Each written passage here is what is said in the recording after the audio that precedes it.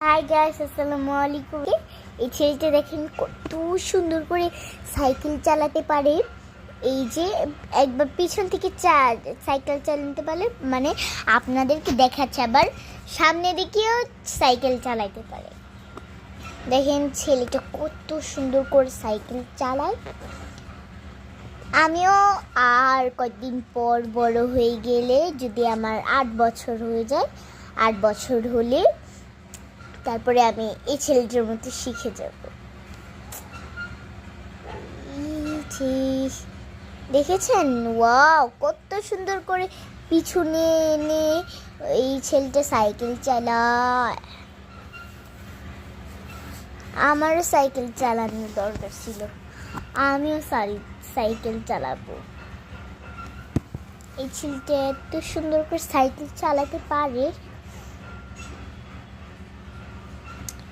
দেখেন কত সুন্দর করে সাইকেল চালাচ্ছে।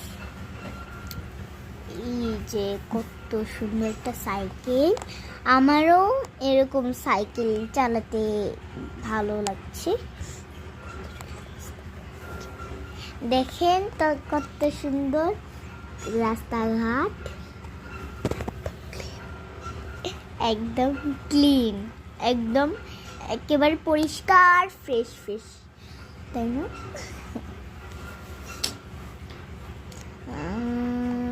আর দেখেন এখানে কত সুন্দর ট্রি, গ্রামটা অনেক সুন্দর। আর দেখেন এখানে কত গ্রাম ওরা হচ্ছে। এটা দেখেন আবার আমার মামার কাছ থেকেও, এই ছেলেটা দেখেন আবার আমার মামার কাছ থেকেও সাইকেল দিয়ে উল্টা হয়ে চলে আসে। আমার তো এরকম সাইকেল চালাতে মানে খুব ইচ্ছা করছে, মানে আমি একটু ট্রাই করব সাইকেল চালাতে। সাইকেল পা একদম ঘুরি তারপরে সাইকেল চলি। আমার একটা নোয়াখালী ফ্রেন্ড আছে, ওর নাম হচ্ছে তাফি। ওর একটা কত সুন্দর একটা সাইকেল আছে, ওই সাইকেলে চালায়, খুব সুন্দর করে চালাইতে পারি। আবার আমি ওকে বলবো যে তুমি উল্টো করে চালাইতে পারো নাকি, পিছন থেকে চালাইতে পারো নাকি, দেখবো কি পারে কিনা। ও তো ছোট মানুষ, আমার ছোট্ট একটা ফ্রেন্ড তাফি, কারোর সাথে ফ্রেন্ড হতে দিবে না।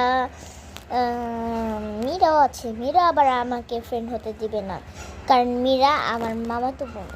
এসব কথা বললে তাফি আমাকে আড়ি দিবে।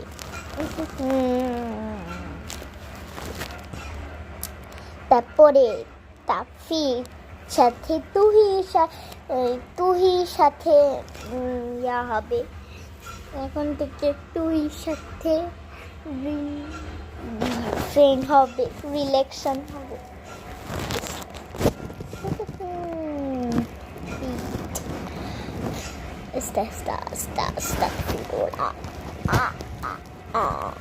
দেখেন এই ছেলেটা আমার মামার কাছে কিন্তু চলে আসছে।